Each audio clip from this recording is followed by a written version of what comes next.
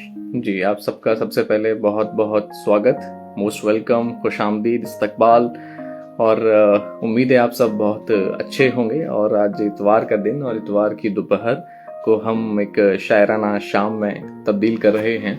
और सबसे पहले तो मैं उम्मीद करता हूँ कि मेरी आवाज़ आप तक पुरजोर आ रही है, बराबर आ रही है, और आप मुझे सही, मेरी बात आपके जहन तक भी पहुंच रही है और आपके दिल तक भी पहुंच रही है। और इस वक्त हम बहुत सारी चीज़ें पढ़ेंगे, बात करेंगे, जैसा कि हमने कल काव्यशाला के पहले सेशन में किया था।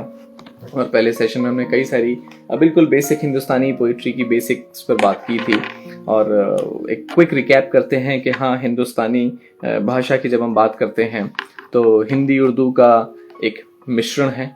और बहुत पुरानी इसकी हिस्ट्री है। आप चाहें तो जो इस पर हिंदुस्तानी लिटरेचर पर किताबें हैं वो पढ़ सकते हैं, और बहुत अच्छी अच्छी किताबें भी हैं। और 19वीं सेंचुरी की कुछ लिखी हुई किताबें हैं हिंदुस्तानी लिटरेचर पे, तो वो भी आप पढ़ सकते हैं। और कैसे ये तब्दील हुई, कैसे ये एग्जिस्टेंस में आई, उस पर भी हम बात कर चुके थे कल।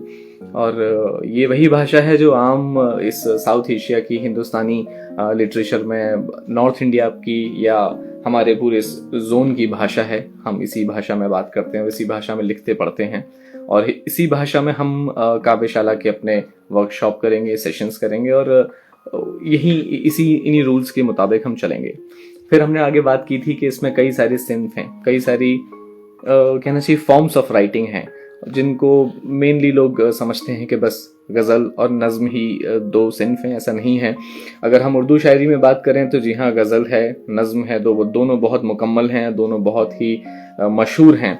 और उसके बाद रुबाई है, कता है, मसनवी है, मरसिया है, कसीदा है, ये सब हैं, डिफरेंट डिफरेंट तरह की चीज़ें हैं। वहीं हमारे पास हिंदी काव्य में आप देखिए कि अलग अलग तरह की कविताएं हैं, छंद की कविताएं हैं, अलग वर्ण की कविताएं हैं, मात्रिक छंद हैं, वर्णिक छंद हैं, और उसमें बहुत सारे उनके तरह के प्रकार हैं, 8-10 तरह के प्रकार हैं। वो भी हम ओवरव्यू देखेंगे उनका, क्योंकि इन सारी चीज़ों को समझने के लिए एक लंबा वक्त चाहिए, लंबा एक कोर्स नहीं कहूँगा, बल्कि मैं कहूँगा कि कई सालों की लगातार मेहनत चाहिए, जिसके बाद हम इन सारी चीज़ों पर ग्रिप पकड़ सकते हैं। तो और उसको कंप्रेस करके एक छोटे से मॉड्यूल में और एक छोटी सी सीरीज या वेब एक वर्कशॉप में कन्वर्ट करना खासा मुश्किल का काम है, मगर हम कोशिश करेंगे कि ये आप तक पहुंच पाए। उसमें कई तरह की विधाएं हैं, चौपाई है, दोहा है, और जिसमें अलग अलग फॉर्म्स होती हैं, जिसमें हम धीरे धीरे बढ़ेंगे।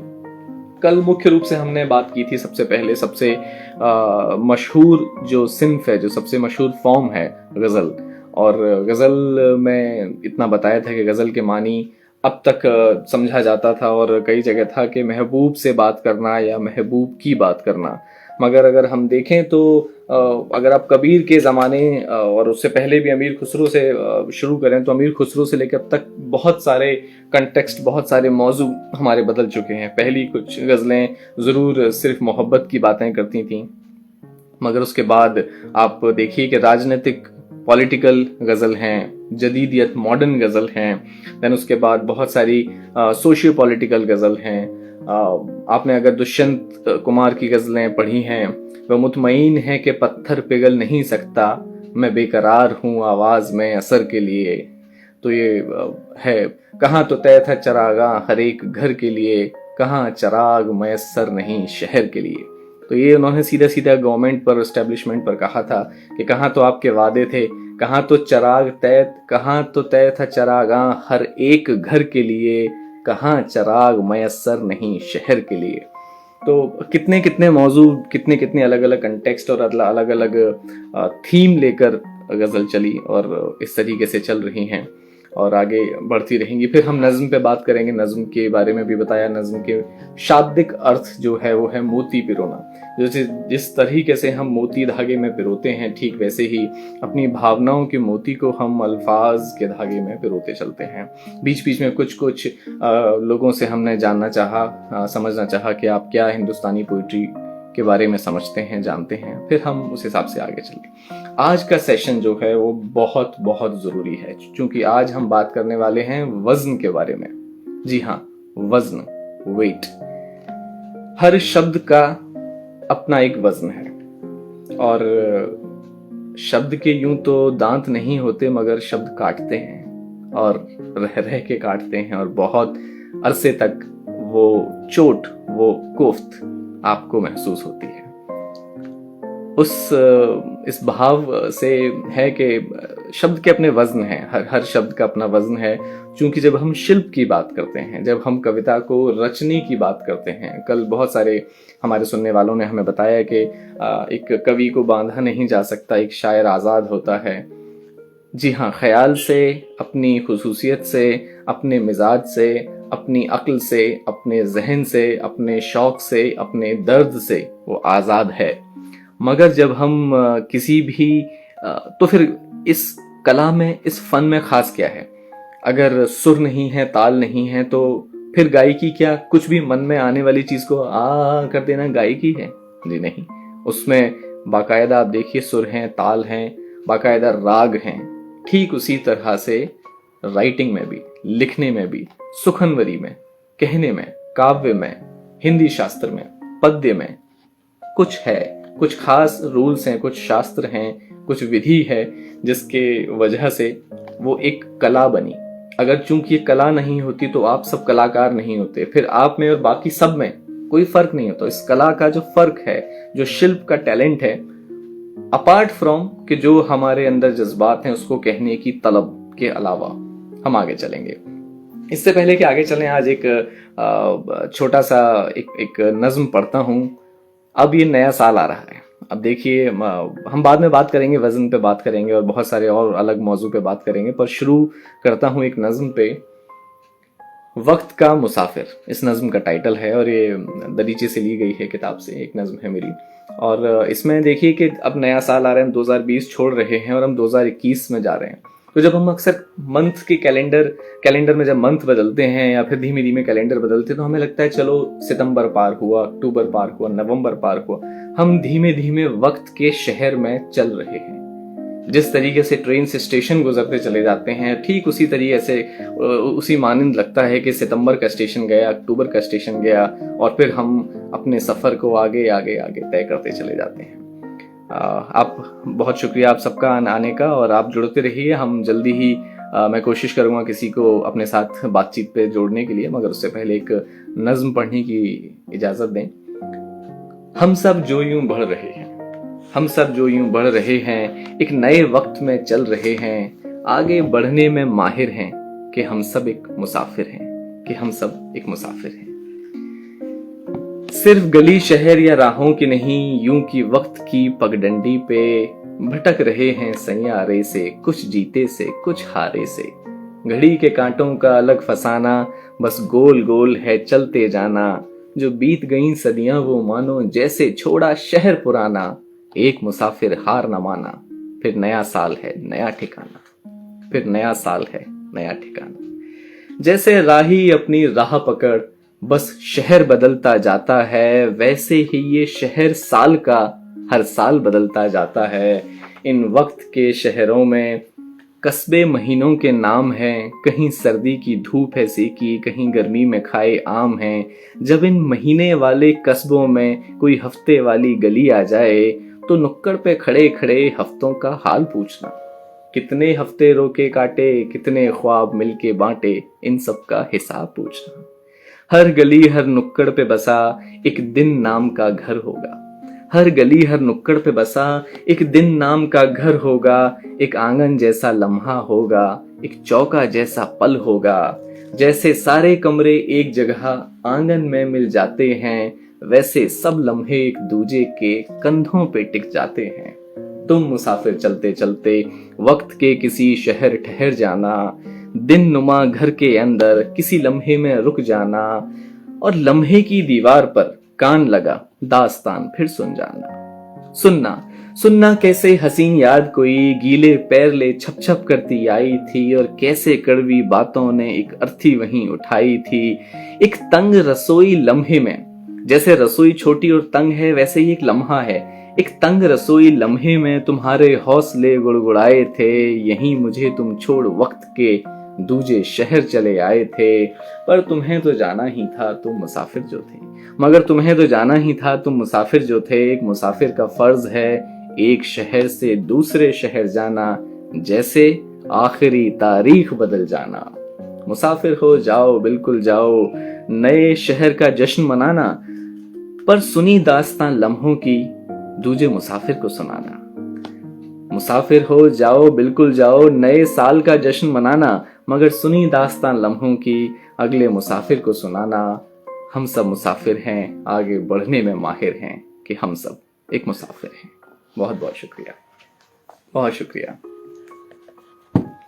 तो ये थी एक नज्म वक्त का मुसाफिर, जो बताती है कि हम सिर्फ स्पेस में नहीं बल्कि टाइम में भी मूव करते हैं।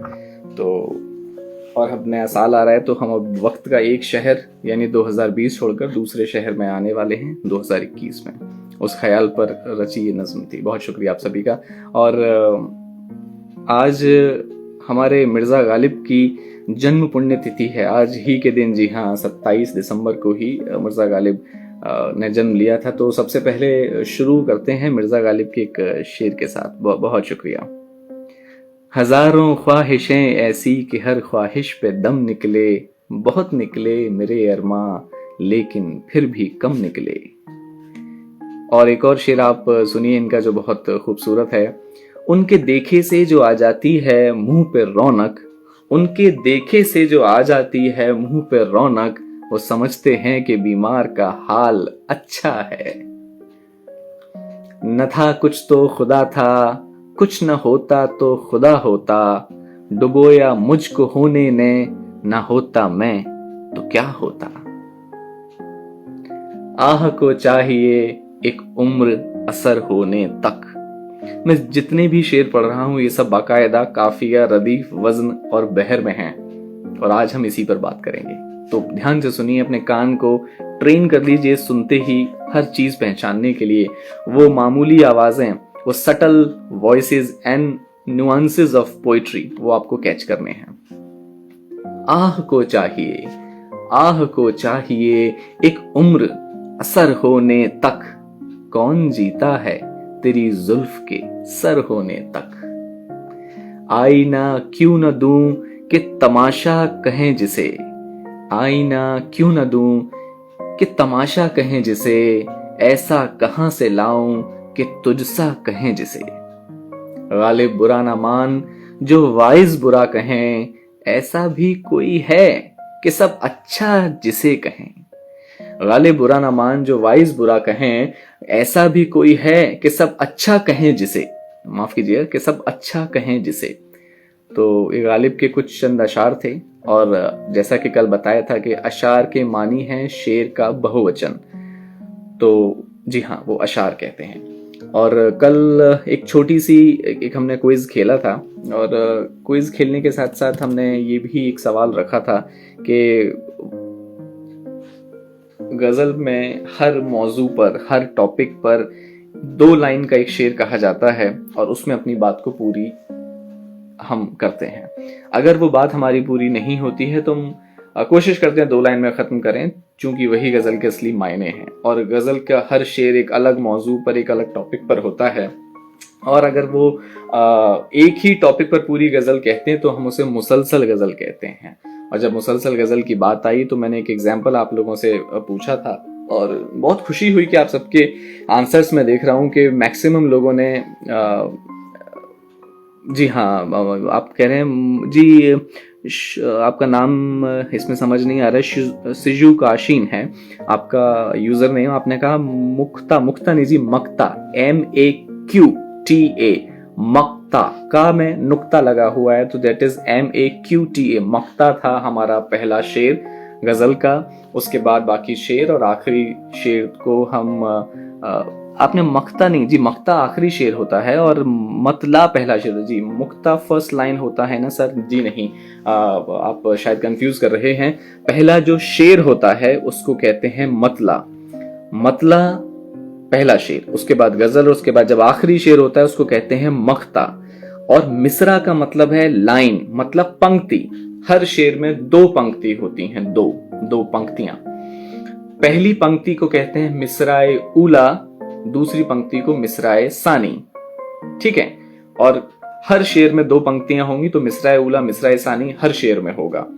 पहला शेर मतला, उसके बाद बाकी सारे शेर, उसके बाद आखिरी जो हमारा शेर है वो है मक्ता, ठीक है, जिसमें शायर का अपना नाम आता है। ये बात हमने कल यहां तक पढ़ी थी। और आज हम पढ़ने वाले हैं कुछ वजन के बारे में, लेकिन ये क्विक रिकैप बहुत जरूरी है, आप कंफ्यूज ना हो। और जब भी एक कोई शायर कहता है कि एक मतला एक शेर पढ़ता हूं, तो उसका मतलब होता है कि मैं पहला शेर पढ़ने जा रहा हूं मतला, जिसके दोनों लाइन, मतलब जिसके दोनों मिसरों में काफिया और रदीफ होगा। हमने कल काफिया पे बात की थी। काफिया का मतलब होता है तुकांत, जिसका सेम साउंड हो, और रदीफ वो वर्ड या कलेक्शन या ग्रुप ऑफ वर्ड्स जो रिपीट हो। रदीफ एक शब्द से ज्यादा हो सकते हैं। जैसे आपको एक एग्जांपल दिया था मैंने कल कि लोग बैठे हैं जिगर को थाम के, अपनी गजल पढ़ी थी, उसी का एक मतलब पेश कर रहा हूं कि लोग बैठे हैं जिगर को थाम के, ऐसे क्या किस्से तुम्हारे नाम के, दिन तो सारे मुफलिसी में ढल गए हैं रईसी के नजारे शाम के। तो इसमें जो रदीफ है वो के है, और जो काफिया की साउंड है वो है थाम आम शाम नाम आम की साउंड है।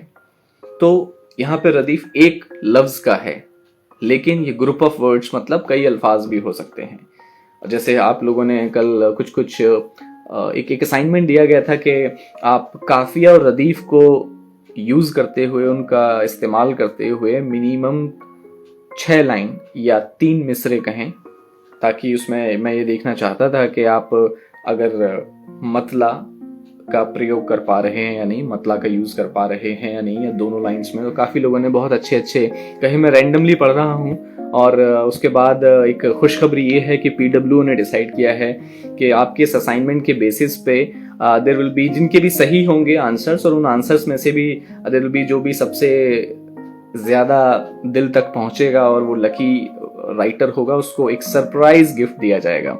जी हाँ, तो हम कोशिश करेंगे कि बाय सेशन के एंड तक हम उस सरप्राइज गिफ्ट के लिए एक लकी वन का नाम अनाउंस करें। और इसके साथ एक दूसरी बड़ी खुशखबरी ये है कि अब होने वाले हर सेशन के एंड में जो भी एक छोटा सा सवाल, जो भी एक छोटी सी प्रैक्टिस आपको दी जाएगी, उसमें आप जो भी आंसर्स लिखेंगे उसमें से सेलेक्ट होने वाले किसी एक इंसान को, किसी एक एप्लीकेंट को पीडब्ल्यू एक सरप्राइज गिफ्ट देगा।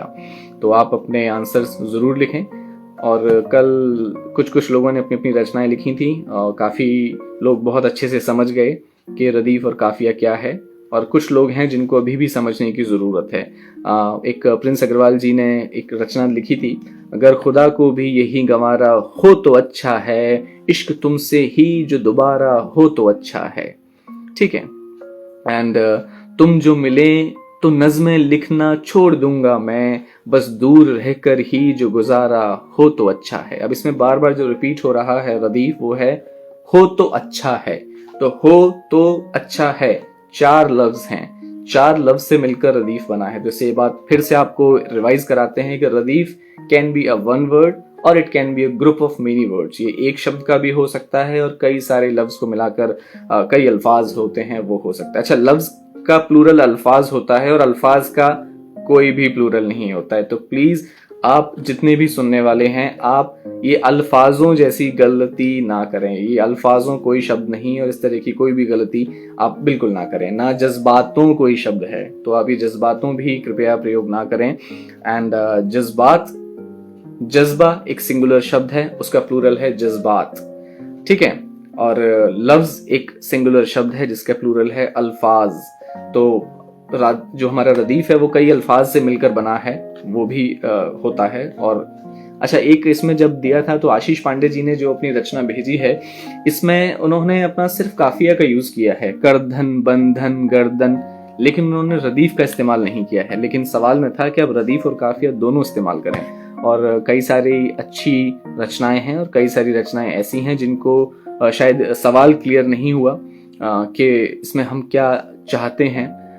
मेघा जी ने भेजा है, निगाहों में बेशुमार प्यार नजर आता है, समुद्र की गहराई का नाप तोल नहीं, इश्क की गहराई को नापना भी मुश्किल है, जाम के नशे की तरह हर बार मोहब्बत सच्ची नहीं। लेकिन इसमें ना ही रदीफ है ना काफिया है। और मैं फिर से आपको बताना चाहता हूँ कि सवाल था कि आप रदीफ और काफिया को इस्तेमाल करते हुए अपनी रचना भेजें। तो अभी आपके पास अपनी सबकी रचना है जिसमें बहुत सारे लोगों को लग रहा है कि उन्होंने बिल्कुल परफेक्ट भेजा है, मगर उसमें फिर से गौर कीजिएगा, ये चीज़ें कहीं कहीं मिसिंग हैं। और सभी रचनाएं मैं अभी नहीं देख पाया हूँ। मैं कोशिश करूँगा आज देखने के बाद आप तक वो एक जो लकी पर्सन चूज करना है वो नाम बताया जाए। और आप सभी एकदम अपना हौसला कायम रखें, क्योंकि लंबा सेशन है और कई सारी चीज़ें हम, अगर आप इस पहले सेशन में अगर लकी सरप्राइज विनर नहीं बनते हैं तो मुझे यकीन है कि आप आगे आने वाले सेशंस में भी ज़रूर बनेंगे। और इसी तरीके से बाकी रचनाएं हैं जो मैं आप पर, जिसमें तफसील से हम बाद में बात करेंगे। आज अब हम आते हैं असली मुद्दे पर। और अगर किसी को कुछ खास बात अपनी बतानी है तो कृपया कमेंट में बताते रहिए।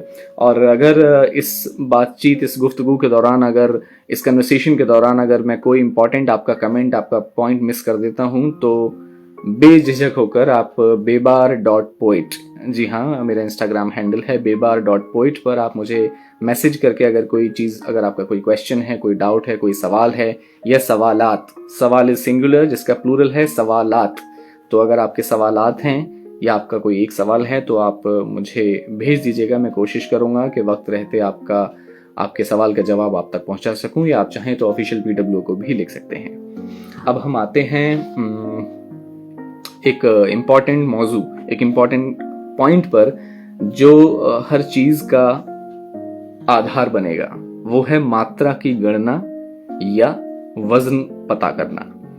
जैसा कि हमने पहले बताया कि हर शब्द का, जिस तरह संगीत में एक माइनर कॉर्ड होती है, एक मेजर कॉर्ड होती है, ठीक उसी तरीके से हमारे राइटिंग में एक लघु मतलब छोटा, चाहे उसे आप हश्व कहिए, हश्व भी कह सकते हैं, और इस तरह के एक छोटी बाइनरी वैल्यू, जिस तरह कंप्यूटर चलता है तो बाइनरी 1 और 0 पे चलता है, उसी तरह हिंदी, उर्दू, हिंदुस्तानी, कविता, शायरी, पोइट्री की भी एक लैंग्वेज है। उसको आप चाहे बाइनरी 0-1 कहिए या 1 और 2 कहिए। तो हम आसानी के लिए चलेंगे 1 और 2 पे।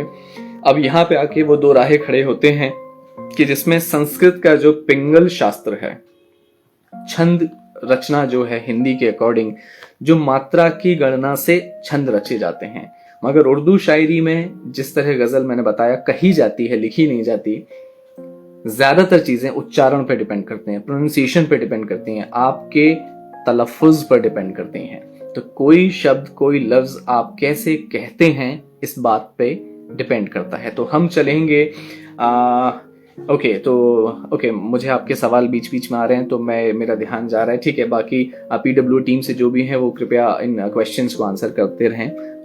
जी हाँ, अब हम चलते हैं वजन पर। हर शब्द का एक वजन है और ये वजन समझना क्यों मुश्किल है और ये क्यों जरूरी भी है। देखिए, अब एक स्केल आएगा, बहर आएगी जिसपे हमें लिखना है। अभी किसी का आई थिंक सवाल था कि क्या सवाल काफी पीछे निकल गया, मैं देख नहीं पा रहा हूँ, कि क्या हमारी भावनाओं को एक फिक्स्ड मीटर में रख देना ही कविता है, उससे तो हमारी बात कभी निकल कर नहीं आएगी। जी बिल्कुल ऐसा नहीं है। ऐसा नहीं है कि आप अपनी बात को कह नहीं सकते। जो भी शायर, जो भी बड़े शायर या जो भी नामचीन कवि हैं, उन सब ने अपनी बात को एक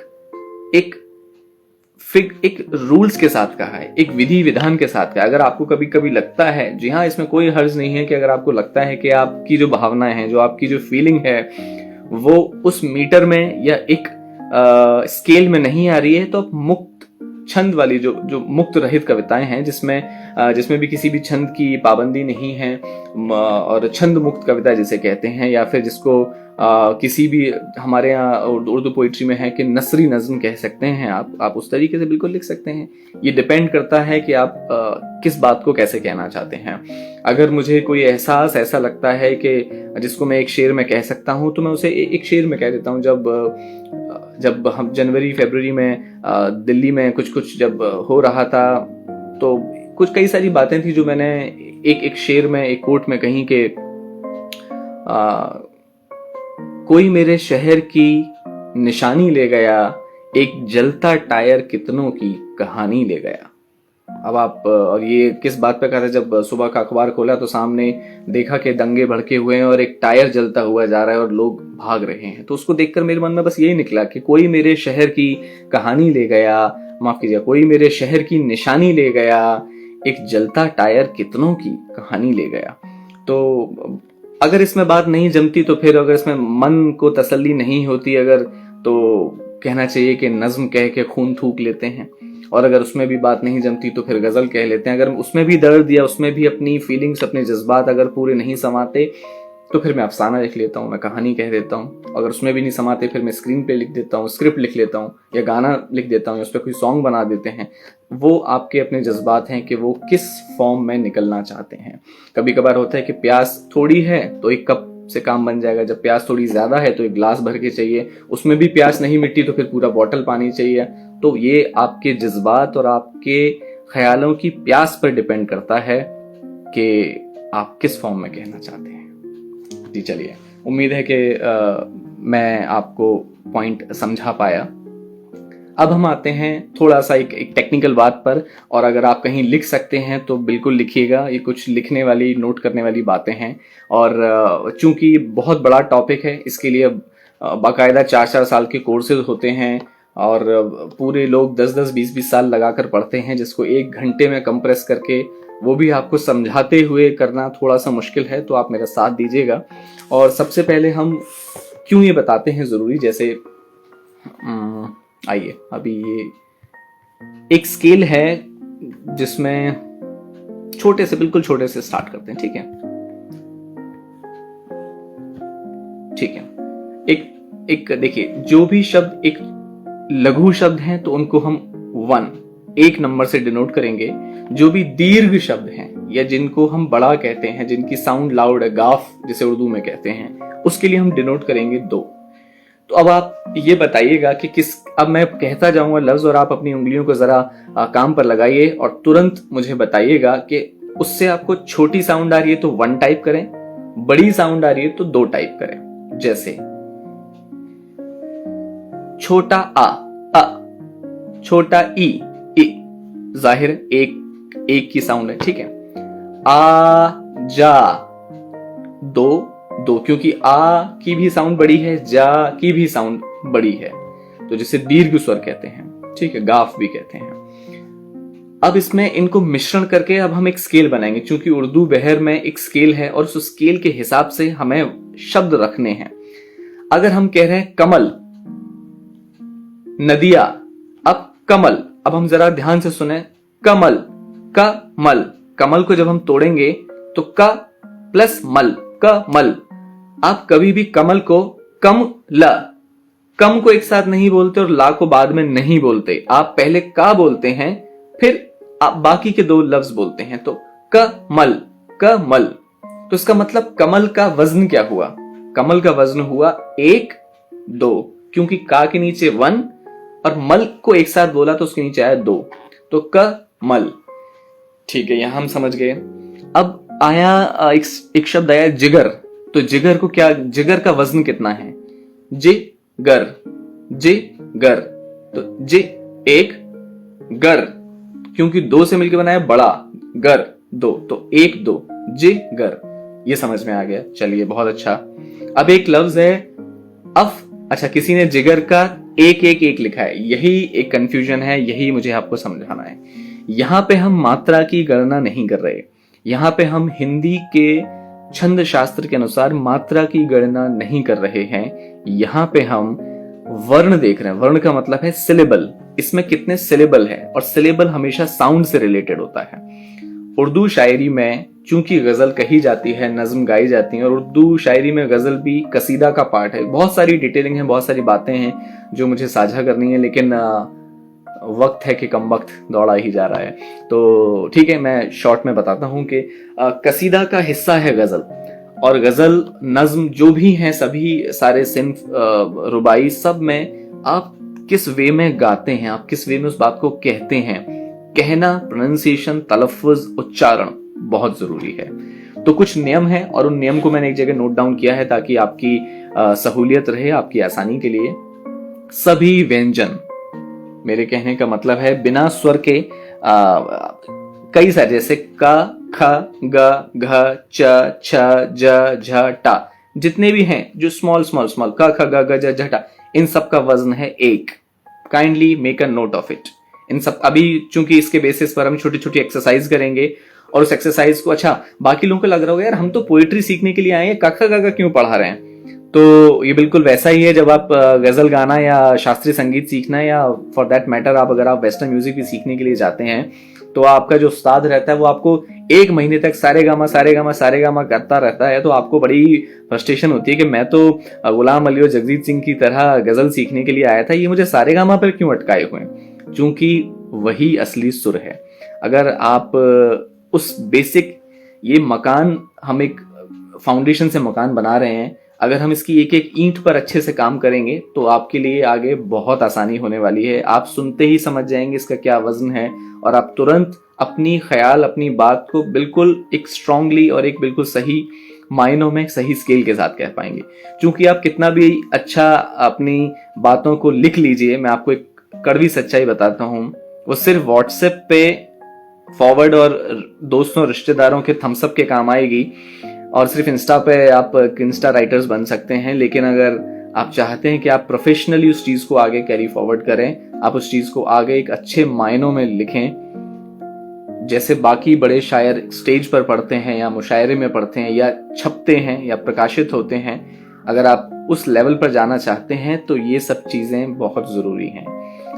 हम राहत इंदौरी को सुनते हैं, हम मुनव्वर राना को सुनते हैं, हम उनको सुन के खुश होकर उनकी भावनाओं से रिलेट हो जाते हैं, लेकिन जब आप लिखने जाते हैं वैसा, तो आप वैसा नहीं लिख पाते। तो उसका कहीं ना कहीं तह में रीजन है। भावनाएं और दर्द और गम आपके भी कम नहीं हैं। बड़े बड़े शायर हैं, उन्होंने भी अपनी जिंदगी में बहुत कुछ देखा है, आपने भी बहुत देखा है, मगर आप वैसा क्यों नहीं कहते जैसा कि वो कहते हैं? तो उसमें कुछ अंतर है, कुछ फर्क है। उस फर्क को समझिए, और वो जो टेक्निक है वो स्टेज पर कोई आपको नहीं सिखाएगा, तो वो आपको यहां सीखने की जरूरत है।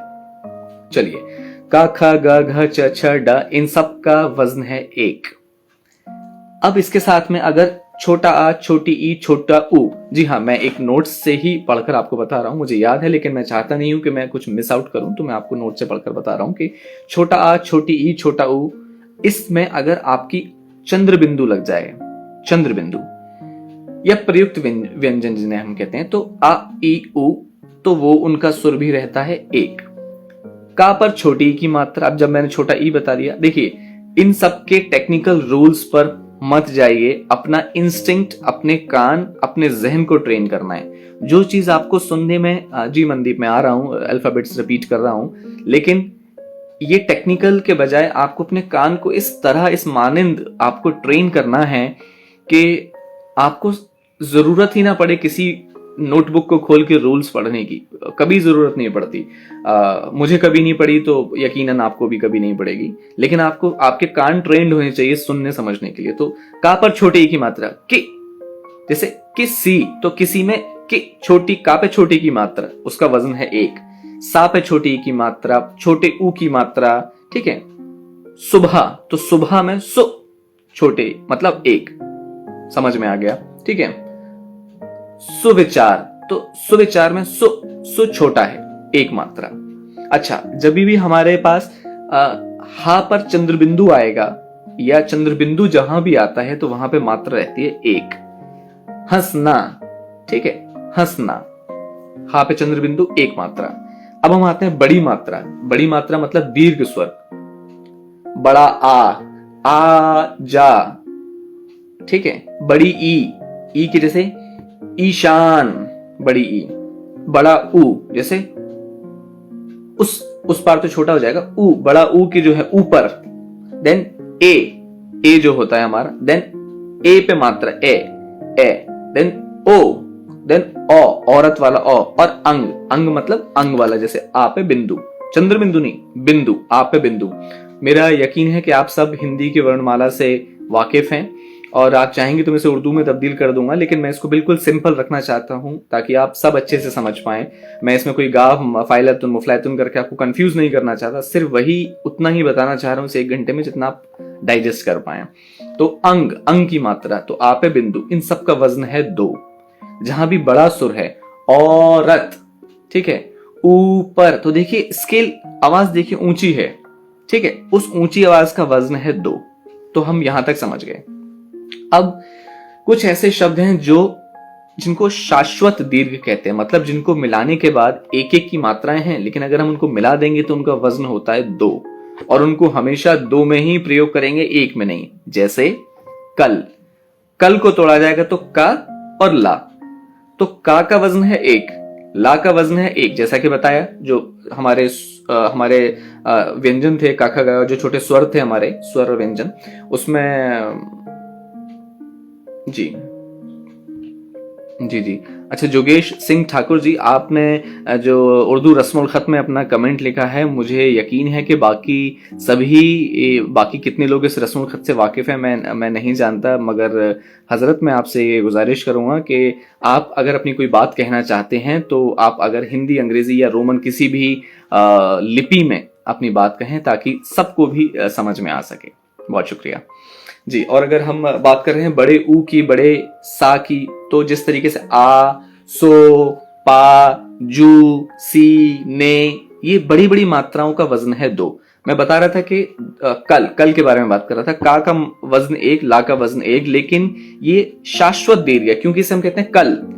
एक झटके में दोनों छोटी मात्राएं एक साथ मिलाई हमने, तो जब भी हम इस तरह से उच्चारण करेंगे और इस तरह के शब्द आएंगे, उनका वजन होगा 2। एग्जाम्पल, हम, तुम। अब हम में हम, आप कभी भी ऐसे नहीं बोलते हम चलें, हम चलें। तो हम आप एक झटके में हा और मां को मिलाते हैं, तो हा और मां मिलाने के बाद जो हम बना, उसका वजन है 2। तो हम, सम, दम, घर, चल, पल, फल, तुक, तुम, कुछ, ये सब जितने भी हम शब्द मिलाएंगे, जिनको एक झटके में एक साथ बोला जा रहा है, उनका वजन होगा 2। लेट मी रिपीट, उनका वजन होगा 2। जैसे कुछ। अब का पे छोटे ऊ की मात्रा के नियम अनुसार इसका वजन है 1। को, छा सिंगल छा है, उसका वजन है 1। लेकिन जब इनको बोला जाता है तो हम को छा नहीं कहते, हम कहते हैं कुछ। तो कुछ को हम एक साथ मिलाकर कह रहे हैं, तो कुछ का वजन है 2। ठीक है, समझ आ गया। तुम, कुछ, यदि, कपे, रुक, इन सब का वजन है 2। क्योंकि इसको हम एक साथ कहते हैं और एक साथ कहने में जो दोनों वन जिनका वजन होना चाहिए था, वो मिलकर 2 हो जाता है। अब देखिए, अगर कहीं ऐसा शब्द है जिसके उच्चारण में हर्फ अलग अलग बोले जा रहे हैं, हर्फ का मतलब है शब्द, अगर अलग अलग बोले जा रहे हैं, हर्फ का मतलब शब्द भी नहीं है, हर्फ का मतलब है अक्षर, अल्फाबेट्स अलग अलग बोले जा रहे हैं, तो वहां पर वजन बिल्कुल अलग अलग हो जाएगा। जैसे मरुधर, मरुधर, दोबारा सुनिए, मरुधर, मरुधर, मरुधर बोलते हैं तो मा, फिर रो, फिर धर, तो धर को तो एक साथ बोला तो उसका वजन हो गया 2।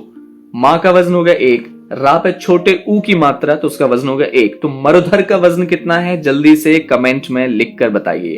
मरुधर, फटाफट 5 first answers and then I will go to the next topic. जैसे ही मुझे 5 जवाब मिलेंगे, मैं अगले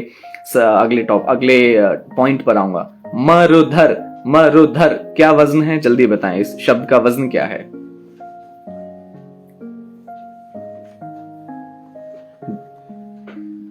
जी, आजाद पंछी ने मात्राएं गिनती हैं 4, बिल्कुल सही, लेकिन इस शब्द का वजन है 4 मात्राओं की गणना बिल्कुल सही है, लेकिन इस शब्द का वजन है 1, 1, 2। जी हाँ, बहुत सही मेघा राठी एंड शीतल ने भी 1, 1, 2, मरुधर, बिल्कुल सही जी। बहुत बहुत बहुत शुक्रिया आप सभी का। आगे आता हूं, सुमधुर, सुमधुर, सुमधुर, इसका भी वजन वही है, सुमधुर। अब देखिए, धुर, धुर कहने को 2 हर्फ से मिलकर लफ्ज बना है। सर, मेरा प्रश्न था कि गजल या नज्म को काफिया या रदीफ प्रयोग करना महत्वपूर्ण है। जी, आपका सवाल है क्या गजल या नज्म को में काफिया या रदीफ का प्रयोग करना महत्वपूर्ण है। अगर देखिए गजल कह रहे हैं तो काफिया तो महत्वपूर्ण है, चूंकि जैसे आलू बिना समोसा नहीं, ऐसे काफिया बिना गजल नहीं। ठीक है, बिना रदीफ क्या बिल्कुल कह सकते हैं, बिल्कुल होती हैं कई गैर मुरद्दफ गजलें कहते हैं जिनको हम बिना रदीफ के कहते हैं। ठीक है, और जी हाँ, सुमधुर पे मैं था, तो सुमधुर, सुमधुर का वजन भी 1 1 2 ही है। ठीक है, अगर कोई शब्द ऐसा है जिसके दोनों साइड में कॉन्सोनेंट आता है और बीच में वोवल, वोवल आप जानते हैं AEIOU, ठीक है, अगर वोवल आता है और दोनों साइड कॉन्सोनेंट आता है, मतलब स्वर आता है, बीच में व्यंजन आता है, तो उसमें कैसे हुआ? जैसे एक शब्द है पुरु, पा पे छोटे ऊ की मात्रा, रा पे छोटे ऊ की मात्रा, पुरु। तो जब पा पे छोटे ऊ की मात्रा लगा रहे हैं, या गिरि, गिरि जैसे गिरिराज महाराज, तो गिरिराज में गिरि, गा पे छोटे ई की मात्रा और रा पे भी छोटे ई की मात्रा। अब ई की मात्रा और ऊ की मात्रा, ई ऊ दोनों वॉवल हैं, ये बात समझ में आ गया? बिल्कुल। पा ऊ तो मतलब पु, रा ऊ तो रू, तो पु रू, तो पा और ऊ को मिलाएंगे तो पु क्या बना? एक। रू क्या बना? एक। लेकिन इसका वजन क्या होगा? मात्रा बिल्कुल सही है, 1 1, लेकिन जब हम बोलते हैं तो कैसे बोलते हैं? पुरु गिरे, तो इसका वजन है 2, लेकिन इसकी मात्रा गणना है 1 1। ये आप समझ चुके हैं, यहां तक भी कोई रॉकेट साइंस नहीं है, ये सब आप बिल्कुल सही जवाब दे रहे हैं, बिल्कुल सही है। आगे चलते हैं, अगला टॉपिक है अर्ध व्यंजन। अर्ध व्यंजन, अर्ध व्यंजन का मतलब क्या है? हाफ कॉन्सोनेंट, हाफ कॉन्सोनेंट में जब हम बात करें तो आधा चा, जैसे सच्चा, अच्छा, इस पे बात करते हैं। ठीक है, सच्चा कैसे बोलते हैं? सच्चा। अब बहुत ज्यादा ध्यान आपको अपने तलफ्फुज पर रखना है, अपने उच्चारण पर, प्रोनाउंसिएशन पर बहुत ध्यान रखना है। और अगर अच्छी शायरी करनी है, अच्छी बात, शायरी छोड़िए, अगर अच्छी तमीज से बात भी करनी है तो भी आपको उच्चारण अपना बहुत सही रखना है। तो हम बात करते हैं सच्चा। तो सच, हम सच्चा जब बोलते हैं तो पहले सच बोलते हैं, चा आधा रहता है, तो मतलब आधा चा हम सा के साथ मिलाकर बोलते हैं, सच चा, सच चा। तो जो सच है वो चा जब सा के साथ मिल गया तो उसका वजन क्या हो जाएगा? 2। क्यों? क्योंकि सा और चा सच हो गया ना, सच, सच का वजन क्या है? 2। सच। और चा पे आ की मात्रा है, बड़ा सुर है, सच्चा, सच्चा, सच्चा। तो सच्चा मतलब उसका वजन है 2 2। सच्चा का वजन 1 2 नहीं, 2 2, क्योंकि जो चा है वो सा के साथ मिलेगा। अभी भी जो सच्चा का वजन 1 2 कह रहे हैं वो गलत है। फिर से मैं दोहराता हूं, सच्चा में जो चा है वो पहले जो सा है उसके साथ बोला जा रहा है। देखिए, सच्चा, बिल्कुल सही, 2 2, सच्चा। तो चा सा के साथ जुड़ेगा और फिर जो आगे चा पे आ की मात्रा है वो 2, तो सच्चा का वजन है 2 2। ठीक है, आगे चलते हैं। आनंद, आनंद, आ 2, नंद, नंद को तोड़िए, नन, आ नन, ऐसे लगाइए, आ प्लस ना और ना, नन। ना पे नीचे हलंत लगता है। संस्कृत अगर आप लोगों ने सबको याद हो तो जब हलंत लगाते हैं, जो आधा वर्ड का उच्चारण जिसको सटल रखना, उस पर हम हलंत लगाते थे। तो आ प्लस ना और दूसरे ना पे हलंत प्लस दा, तो आ का वजन क्या है? 2। नन का वजन क्या है? 2, क्योंकि 2 ना है, एक ना का वजन 1 और दूसरे ना का वजन 1, तो 1 और 1 मिलाएंगे 2। और या तो इस लॉजिक से समझ लीजिए, या दूसरा लॉजिक क्या है बोलने का, आ 2 नन, नन, नन, मतलब दोनों शब्द को एक साथ मिला रहा हूं, बिल्कुल जैसे कल, चल, पल, अल, नन, नन, नन, और द 1। तो आनंद का वजन क्या होगा? 2 2 1, बिल्कुल। अच्छा, अब है कार्य। कार्य, ये शब्द जो भी मैं एग्जाम्पल ले रहा हूं वो बहुत एकदम वो शब्द हैं जहां पर आके रूल चेंज हो सकता है, या जो थोड़े से टफ शब्द, मैं इजी पे अभी नहीं आ रहा क्योंकि वो आप कर लेंगे। ठीक है, कार्य, तो कार्य को एक बार बाइफरकेट कीजिए, जिसको संधि विच्छेद करते हैं वैसे कीजिए। तो का पे आका डंडा, रा पे हलंत लगेगा, कार्य, कार्य बोलते में रा जो है ना वो का के साथ सरक जाता है। एक बार बोल के देखिए, कार्य, कार्य, तो रा जो है वो का के साथ जा रहा है, कार्य, कार्य, कार्य। ठीक है, लेकिन का जो रा है वो किससे पहले आ रहा है? एक ऐसे शब्द से पहले आ रहा है जिसपे ऑलरेडी बड़ी मात्रा है, मतलब का। तो कार्य के पहले, कार्य में जो रा आधा है अभी सच्चा से डिफरेंट है। क्यों?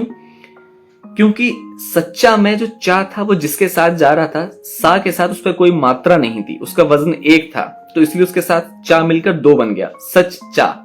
लेकिन कार्य में जो रा है हमारा, जो ऊपर उड़ता है, जिसको हमने हलन से दिखा रहे हैं, वो जिसके साथ बोला जा रहा है वो का ऑलरेडी बड़ा है, इसका मतलब उसके वजन में कोई इजाफा या कोई बढ़ोतरी या कोई इंक्रीज नहीं होगा, तो का वजन 1 रहेगा और रा जो है वो उसमें मिक्स हो गया, और या का वजन 1, या तो सिंपल या है तो उसका तो वजन 1 रहेगा, तो कार्य का वजन क्या होगा 2 1। ठीक है, क्योंकि रा जिस शब्द के साथ आया उस पर ऑलरेडी एक बड़ा वजन है। कार्य का वजन है 2 1 2 1, दीर्घ लघु। ठीक है, कार्य में देखिए हाँ 2 1, आधा रा जुड़ने के बावजूद भी का वजन नहीं बढ़ा, चूंकि वो जिसमें जुड़ रहा है वो एक बड़ी मात्रा का शब्द है। ठीक है, आगे चलते हैं। अब ये बहुत इंटरेस्टिंग और आपको मुझे बताना है। आप बताइए तुम्हारा का वजन क्या होगा? तुम्हारा, तुम्हारा, तुम्हारा, तुम्हारा। इसको तोड़ेंगे कैसे? बहुत डिपेंड करता है कि इसको हम बोल कैसे रहे हैं। क्या हम इसे तुम्हारा कहते हैं? इसमें तुम्हारा बोल के देखिए, तो प्लस महा प्लस रा, तो महारा। अच्छा, कैन यू एक्सप्लेन मर्यादा? बिल्कुल, मर्यादा का वजन देखिए, बहुत अच्छा सवाल है आपका। पहले मैं मर्यादा बता दूं। मर्यादा, मर्यादा को लिखेंगे तो मर, रा जो है वो मां के साथ जाएगा। ठीक है, मर या दा, तो इसमें रा मां के साथ जाएगा और मां पर कोई भी बड़ी मात्रा नहीं, मां एक छोटा है, मां पे कोई बड़ी मात्रा नहीं, मां एक छोटा है, तो उसके वजन में इजाफा हो जाएगा, मतलब मर हो जाएगा। तो मर तो 2 है, या बड़ा है 2, दा 2 है, तो मर्यादा का वजन है 2 2 2, मर्यादा। ठीक है, ठीक है। अब हाँ, मेरा सवाल था तुम्हारा, तो तुम्हारा पे बताएं। जो भी तुम्हारा का वजन 2 2 2 बता रहे हैं वो तुम्हारा को तुम हारा कह रहे हैं। उनके लिए 2 मिनट साइलेंस, क्योंकि तुम्हारा में तुम हारा, तुम हारा, तुम हारा अलग अलग है। इसका वजन है तो मतलब छोटा, और महा आधा मां हा के साथ जाएगा, जिसका कि बड़ा हा है। तो जो ऑलरेडी बड़ा है उसमें अगर कोई आधा जुड़ भी जाए तो कोई फर्क नहीं पड़ता उसके वजन पे। अभी भी बताया था, जैसे कार्य में बताया था। तो महा आधा मां और हा पे आ का डंडा, महा रा पे भी आ का डंडा, तो तुम्हारा का वजन है 1 2 2। बिल्कुल सही। ठीक है, तुम्हारा। अच्छा, तुम्हें का क्या होगा? तुम्हें जी वजन 3 में नहीं हो सकता, वजन 1 या 2 में ही होगा। जैसे बाइनरी 0 और 1 में ही हो सकता है, ठीक उसी तरीके से हमारे काव्य में 1 या 2 में ही, दीर्घ या लघु में ही हो सकता है जी। तुम्हें, तुम्हें तो मैं आधा मां, हा उस पे बिंदी, तुम्हें।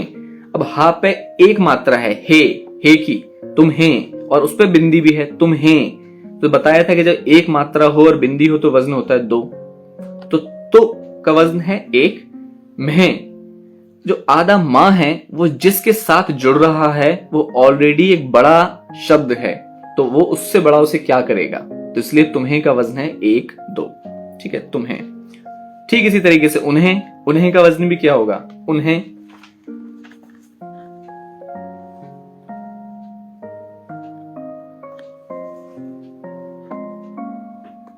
अच्छा, अब बताइए। अब एक एक्सेप्शन और है कुछ हाँ जी, कुछ एक अब इंटरेस्टिंग एक्सेप्शंस पर आते हैं। अब देखिए, रूल्स हैं तो एक्सेप्शंस तो होंगे ही, तो बिल्कुल हम उसी तरीके से चलते हैं। ठीक है, रास्ता। अब जब आधा सा आता है ना, लेकिन ये आधा रा तो चल गया, कार्य चल गया, मर्यादा चल गया, सब हो गया, लेकिन जब सा आधा सा आता है तो ये रूल बदल जाता है। क्यों? क्योंकि सा जब हम बोलते हैं, देखिए कैसे बोलते हैं। एक लफ्ज है और अब मैं किताब से ऊपर उठना चाहता हूं। रीजन बीइंग, मैं नहीं चाहता कि आप जब भी शायरी करने लगे तो ये गणित और किताबें और नंबरों में जाएं। आपके ख्याल, आपके जज्बात फ्लॉलेसली बहने चाहिए। उसके लिए आप सुनने पर ज्यादा यकीन करें, इंट्यूटिवली लर्निंग ऐसी हो जो आपको अंदर से आए, आपको कोई किताब देखने की जरूरत ना पड़े। तो मैं उसी लर्निंग में यकीन करता हूं। तो आइए, रास्ता। जब हम रास्ता बोल रहे हैं तो आपको क्या लग रहा है? रास्ता, रास्ता, रास्ता या रास्ता? रास्ता। जब रास्ता हो जाएगा, और इसमें एक एक्सेप्शन क्या है कि जब रास्ता बोलते हैं, रास्ता, तो आधा सा रा के साथ जाएगा, पहले वाले रा के साथ, तो रसता। तो रस का वजन 2, क्योंकि 2 सिंपल शब्द मिलकर एक बने और एक साथ बोले जा रहे हैं एज पर द रूल। और ता का 2, तो रस्ता का वजन है 2-2। रस्ता का वजन है 2-2। रास्ता का क्या वजन है? रास्ता में हम पहले रा बोल देते हैं, रास्ता, रास्ता, 2-1-2, रास्ता, रास्ता, रास्ता, रास्ता 2-2, बिल्कुल समझ में आ रहा है। रास्ता, रास्ता, रास्ता, रास्ता छोड़ो भाई, रास्ता छोड़ो, रास्ता छोड़ो, रास्ता छोड़ो, तो रास्ता छोड़ो, तो इसमें सा रास्ता, ठीक है। इसका वजन है 2-1-2, एक्सेप्शन है इसीलिए बताया है। दोस्त का क्या वजन है? दोस्त,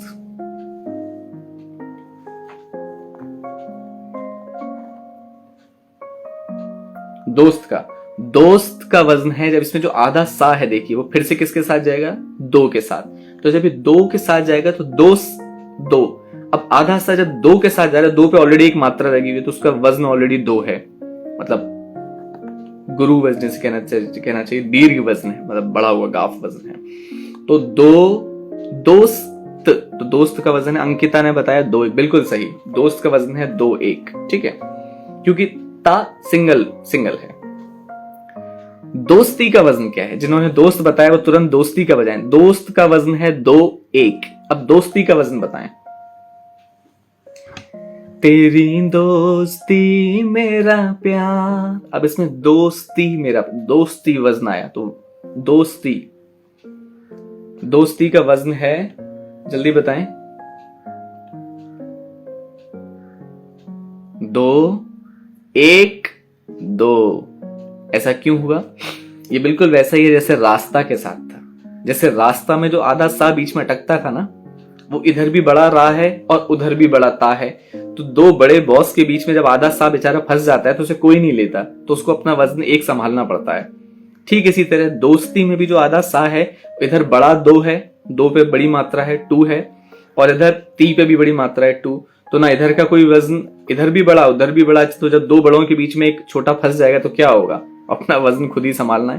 तो दोस्ती, 2-1-2, दोस्ती, ठीक है। बस्ती का वजन क्या होगा? बस्ती ऐसा शब्द है जो बहुत सारे शेर में आता है, बहुत सारे शेर में आता है, तो आपको वजन पता होना चाहिए। बस्ती का वजन सुनने से पता चल रहा है 2-2, क्योंकि आधा जो सा है वो बा के साथ जा रहा है। बा बेचारा कुछ छोटा एक मात्रा वाला शब्द है, तो जो एक मात्रा वाला है उसने आधे वाले को पकड़ा कि आजा भाई, मैं तो एक मात्रा वाला हूं और आ जाओ, तो दोनों मिल गए, तो दोनों का वजन 2 हो गया। और सुनेंगे तो देखिए बसती कभी नहीं बोलते हम, बसती तो अलग मानी है उसके, बस्ती का वजन है 2-2, बिल्कुल सही। अब जिस तरह बस्ती है उसी तरह सस्ती है, उसी तरह मस्ती है, उसी तरह बस्ता है, उसी तरह सस्ता है। तो ये सारे शब्द आप लिख लीजिए। क्यों लिखना? ये नहीं कि कभी काम देंगे, बल्कि आपकी मश्क के लिए, आपकी प्रैक्टिस के लिए, आपके अभ्यास के लिए। सस्ता, रस्ता, बस्ता, मस्ता, इन सब का वजन 2-2 है। और इसके टेक्निकल रीजन मैंने आपको बता दिया कि जब आधा शब्द, आधा स्वर जब बगल वाले के पास जाता है जो कि खुद सिंगल वाला है, तो उसको मिला लेता है। जो ऑलरेडी है बड़ा आदमी वो क्यों मिलाएगा, ठीक है। इसी बात पे एक और शब्द मस्ताना भी कई शेर शायरी में यूज होता है, तो मस्ताना, इसको तोड़कर देखिए,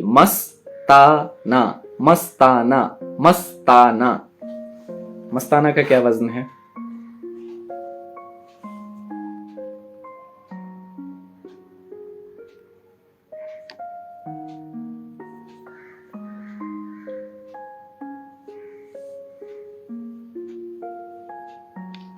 मैं फटाफट, बिल्कुल 2-2-2 सही। मुस्कान, दो का 2 न सिंगल, तो 2-2-1, मुस्कान 2-2-1, ठीक है। संस्कार,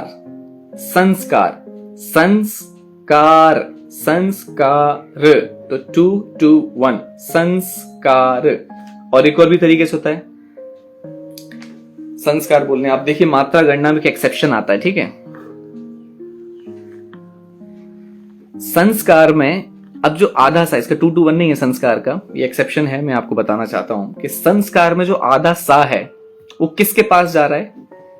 जो सा पर बिंदी लगी है। अगर ये संस्कार होता तो इसका वजन क्या होता?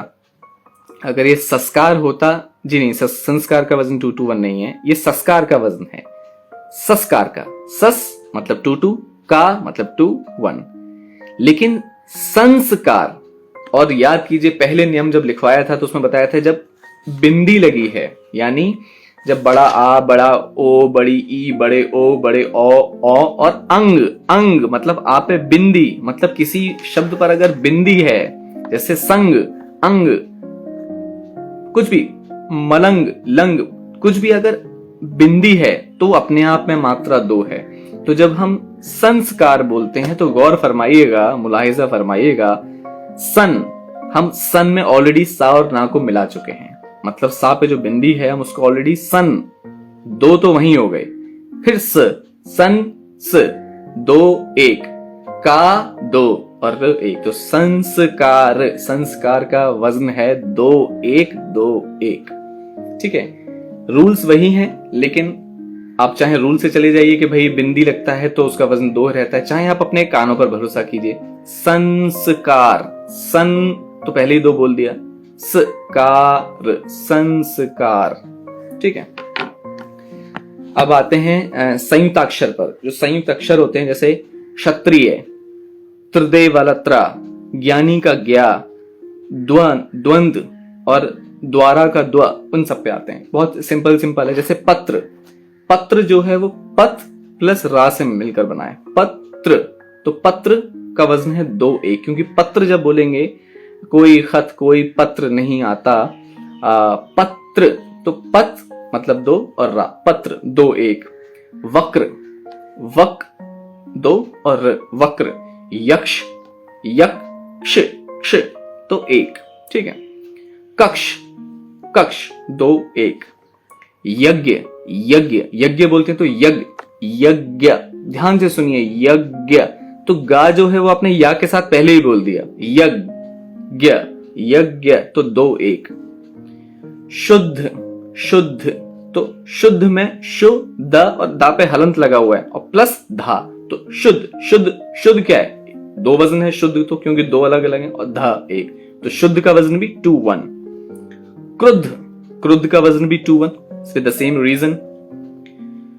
गोत्र, गोत्र, तो गो ऑलरेडी 2 और रा, तो गोत्र, गोत्र का वजन 2 1। इसी तरीके से, हाँ, यहां तक आप समझ गए। अब अगर यही संयुक्ताक्षर, संयुक्ताक्षर क्यों बोलते हैं? क्योंकि संयुक्त रूप से मिलाकर बना है, और ये हिंदी शायरी में बहुत अहम है। और अगर आप कहेंगे कि हिंदी शायरी में कहाँ अहम है, तो मैं इसी बात पे मिसाल देना चाहूँगा। और मिसाल के तौर पर जैसा कि मैं बताना चाहता था कि बहुत सारी शायरी जो है वो शुद्ध हिंदी में भी हुई है। अच्छा, उस पर भी आऊँगा। जैसे कबीर दोहे के लिए बहुत फेमस थे, लेकिन क्या आपको पता है कि कबीर ने गज़ल भी कही है? कबीर की गज़ल का एक मतला, एक शेर पेश करता हूँ, मुलाहिज़ा फरमाइएगा। बीच में थोड़ा ब्रेक मिल जाएगा आपको टेक्निकल से, सुनिएगा। हमन है इश्क मस्ताना, हमन को होशियारी क्या, रहें आजाद या जग से, हमन दुनिया से यारी क्या। जो बिछुड़े हैं प्यारे से, भटकते दर बदर फिरते, हमारा यार है हम में, हमन को इंतजारी क्या। कबीरा इश्क का मारा, कबीरा इश्क का मारा, दुई को दूर कर दिल से, जो चलना राह नाजुक है, हमन सिर बोझ भारी क्या। ये कबीर की गजल है, और मैं बहुत सारी कोशिश कर रहा हूं कि आपको वो गजलें भी सुनाऊं, वो चीजें भी सुनाऊं जो आपने उम्मीद नहीं की। आपने बेशक गालिब पढ़ा होगा, मीर पढ़ा होगा, ज़ौक़ पढ़ा होगा, नज़ीर अकबर आबादी पढ़ा होगा, लेकिन वो शायर जिनके नाम से आप गज़ल को जोड़ नहीं पाते, जैसे भारतेंदु हरीशचंद्र। अब भारतेंदु हरीशचंद्र जो थे वो हिंदी युग में बहुत मुकम्मल कवि रहे। उनकी हम गज़ल पढ़ते हैं, उनकी गज़ल का एक मतला पेश करता हूँ। गले मुझको लगा लो ए मेरे दिलदार होली में, गले मुझको लगा लो ए मेरे दिलदार होली में, बुझे दिल की लगी मेरी भी तो है यार होली में। तो होली पर उन्होंने बहुत अच्छा ये शेर कहा, और थोड़ा थोड़ा ही पढ़ने की कोशिश करूंगा क्योंकि बहुत सारी चीजें हैं। और अब जो मैं हिंदी के शब्द हम इनका वजन कर रहे हैं तो उनका यूज कहाँ होगा, इनका यूज यहाँ पर होगा जब हम मैथिली शरण गुप्त का नाम आप सभी हिंदी और उर्दू अदब के लोगों ने बहुत अच्छे से सुना होगा। उनकी बहुत सारी राष्ट्र कवि रहे हैं मैथिली शरण गुप्त हमारे। उनका एक शेर पढ़ते हैं। अब देखिए, गजल और शेर की बात कर रहे हैं हम, वजन की बात कर रहे हैं, बहर की बात कर रहे हैं। तो उनका एक शेर है, इस देश को है दीन बंधो आप फिर अपनाइए, इस देश को है दीन बंधो आप फिर अपनाइए, भगवान भारत वर्ष को फिर पुण्य भूमि बनाइए।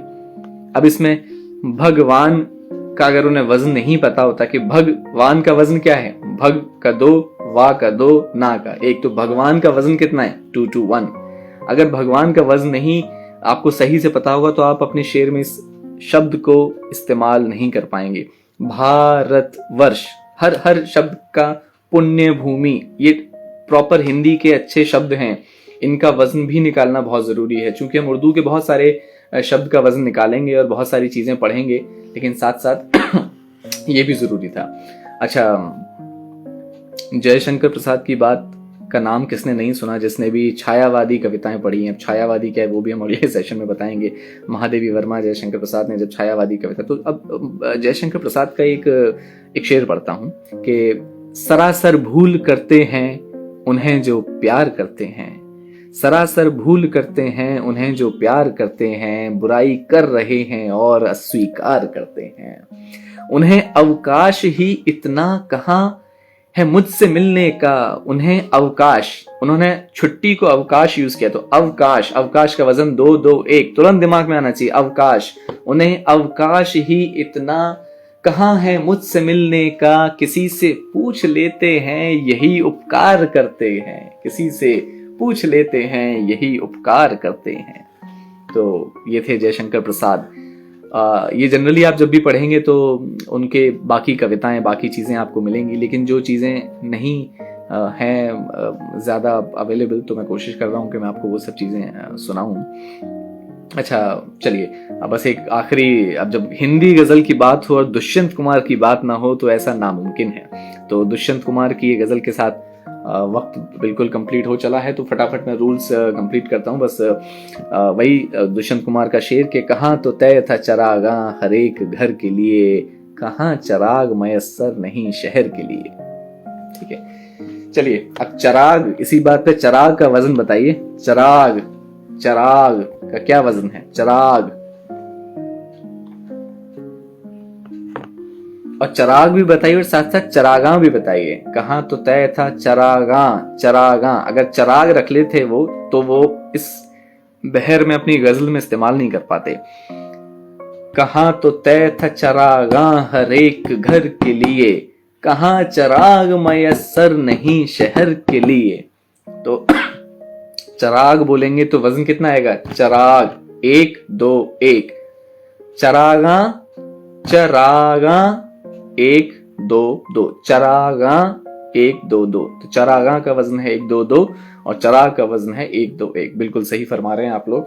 और मुझे पूरा यकीन है कि जितना ये ईंट की चिनाई जितनी जरूरी मेहनत है, तो इस ईंट की चिनाई को अगर अपने काबू में कर लेंगे तो आप बहुत ही जल्दी अच्छे और सही शेर कह पाएंगे। चलिए अब हम आते हैं, हम हाँ, तो टॉपिक था, अच्छा मैंने ब्रेक क्यों लिया, क्योंकि संयुक्त अक्षर अगर शुरू में आ जाए तो रूल्स बदल जाते हैं। तो पढ़ते हैं क्या है।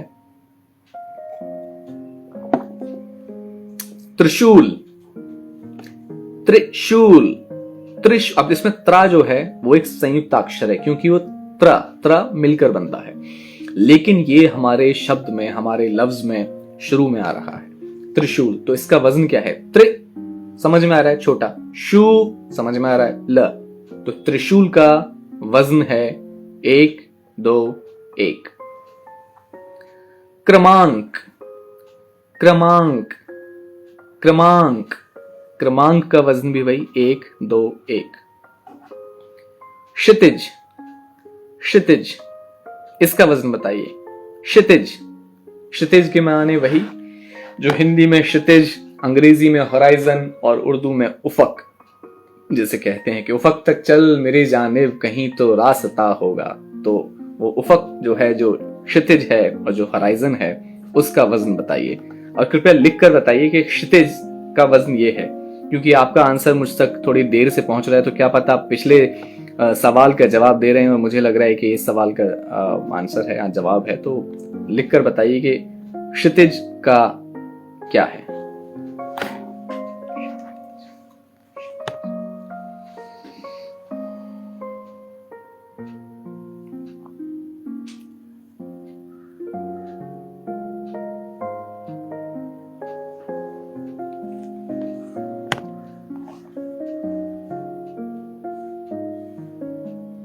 क्षितिज का जो भी 1 2 1 लिख रहे हैं वो मुझे बताइए कि एक पहला तो क्षि के लिए हो गया, क्या ये क्षितिज है? अगर ये क्षितिज होता तो ती के लिए आपने 2 यूज किया था, और आपने आखिरी में 1 जो लिखा है वो फिर किसके लिए? अगर वो जा के लिए है तो फिर आपने ता पे छोटी ई की मात्रा के लिए 2 क्यों यूज किया? मतलब आपके जवाब में कुछ गड़बड़ी है। क्षितिज जो भी 1 2 1 लिख रहे हैं उनके जवाब में गड़बड़ी है। क्षितिज, क्षितिज, क्षितिज, क्षितिज। हाँ, अब कुछ सही जवाब आ रहे हैं। क्षितिज के का जो वजन है वो है 1 2।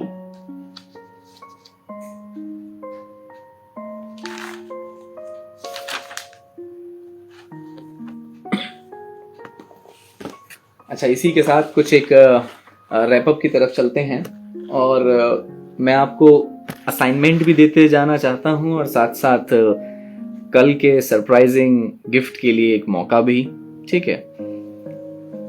और कुछ एक टेक अवे भी होना चाहिए, आपको लगना चाहिए कि हाँ कुछ एक चीज है जो हमें पहले गलत पता थी अब सही। तो इसी बात पे गलत, गलत का वजन कितना है? गलत। हमारे साथ कोई आई थिंक जुड़ना चाह रहा था, हम देखते हैं क्या कहना है।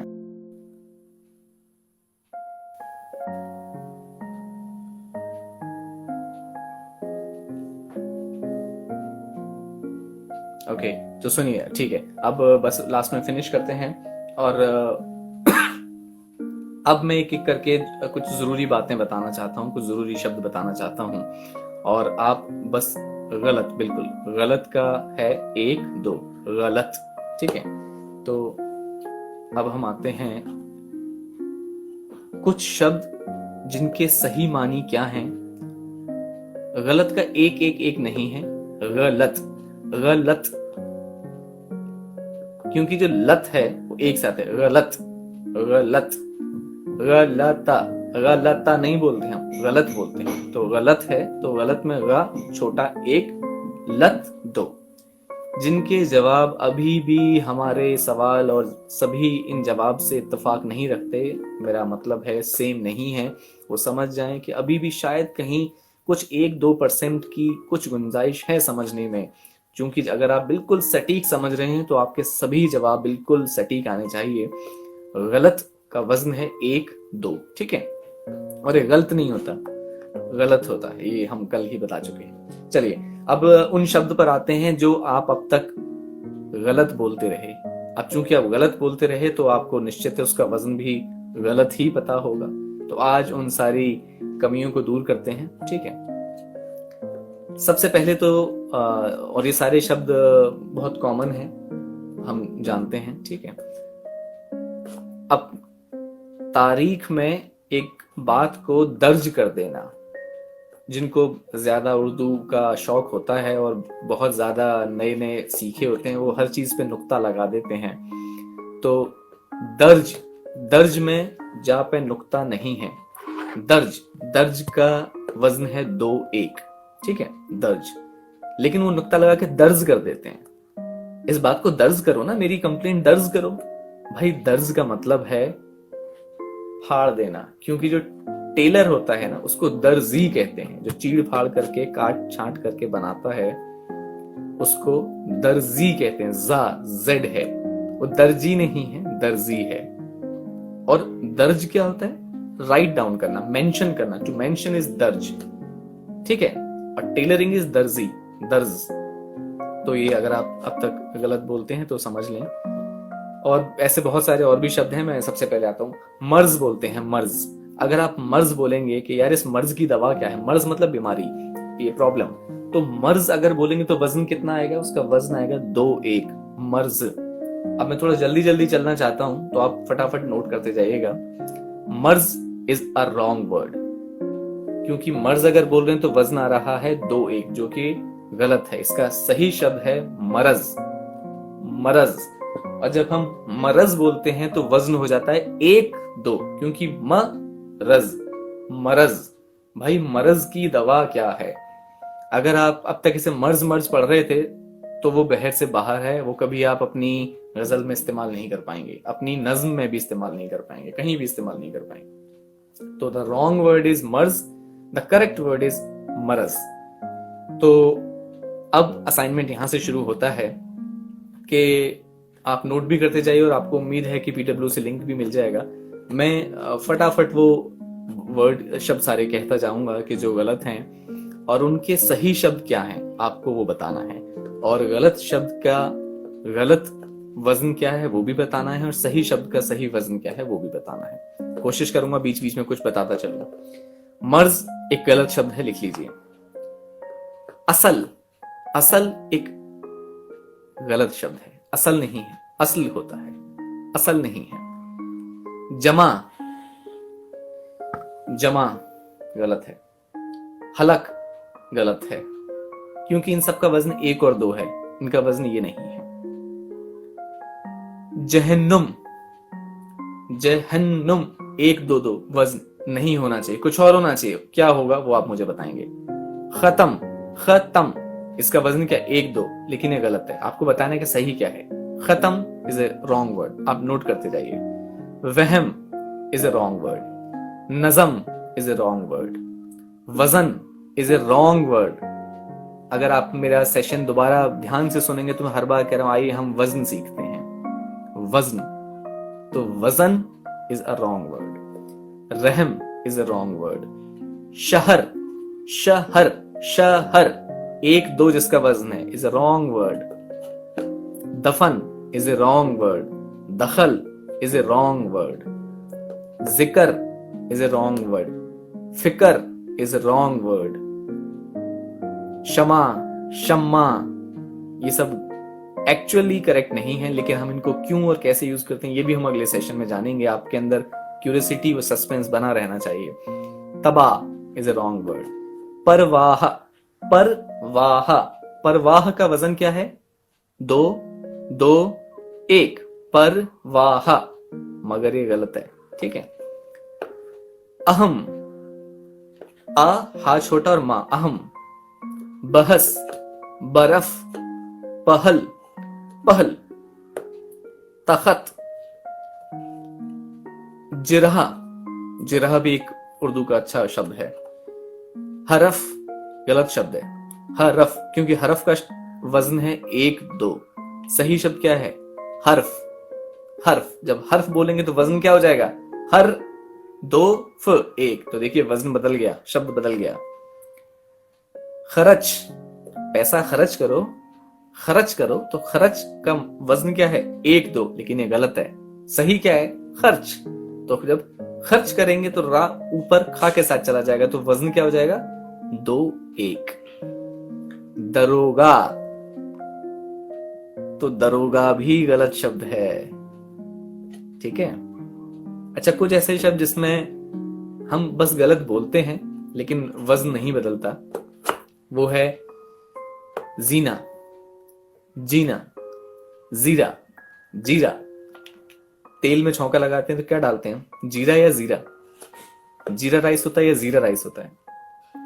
जीरा राइस होता है। जा नहीं है, वो जितने रेस्टोरेंट्स के बोर्ड पे JEERA लिखा है, दैट इज रॉन्ग, जीरा राइस। जो छत पर जाने के लिए हम नीचे से चढ़कर जाते हैं वो क्या है? जीना या जीना? वो जीना है। तो चलिए आज का सेशन यहीं रैप अप करते हैं, और बहुत सारी बातें हैं और बहुत सारी चीज़ें हैं जो आगे करेंगे। आज अगर इस शब्द को, आज इस वजन को, इन सब चीज़ों को हमने सीखा, और आप जितना अच्छे से मश्क करेंगे, जितना अच्छे से प्रैक्टिस करेंगे, हम उतनी ही अच्छे से इन शब्दों को क्विकली, फटाफट हम बहर में डाल के जल्दी जल्दी अपनी भावनाओं पर आएंगे। देखिए इसमें कई लेवल्स हैं। पहले अभी मैं आपको बस आटे की लोई बनाना सिखा रहा हूँ, और फिर धीमे धीमे लोई अच्छे से बन जाएगी तो फिर हम हल्के हल्के बेलना सिखाएंगे। फिर जब पूरा बेल गोल पाएंगे तब उसको फुलाना सिखाएंगे। तो अब इसमें ऐसा नहीं है कि सिर्फ नंबर्स में कह देना गजल है। जब तक दिल का दर्द यहाँ से निकल कर वहां तक नहीं पहुंचे, जब तक हमारी बात अगले की रूह तक नहीं पहुंचे, वो मुकम्मल नहीं होगी। तो हम हर मिसरे में सेंस कहाँ आएगा, बहुत सारे इसमें स्टेजेस होती हैं। जैसे हम कई शब्दों को मिलाकर एक शब्द के एल्यूशंस, जिनको बोलते हैं प्रतीकात्मक शब्द, उनका भी इस्तेमाल करते हैं। और बहुत सारी चीजें हैं। हर दोनों लाइन में, मिसरे में रब्त होना चाहिए, एक मिला जुला, एक सवाल का एक जवाब होना चाहिए शेर में। वो सारी चीजों पर आएंगे, शेरियत पर आएंगे धीमे धीमे। मगर हम पहले बेसिक्स पकड़ देंगे आपके साथ में, फिर धीमे धीमे धीमे धीमे शेर की क्वालिटी पर आएंगे। तो ऐसा ना समझें कि शायरी गणित बिल्कुल नहीं है, मगर अच्छी शायरी करने के लिए ये जानना भी बहुत जरूरी है। इसी के साथ ये सेशन एंड करता हूँ। मैं प्रशांत बेबार, आप सबका बहुत बहुत शुक्रिया जुड़ने के लिए। और कोई भी सवाल bebar.poet पर आपके सवाल खुशामदीद, बहुत बहुत स्वागत, नमस्कार, थैंक यू।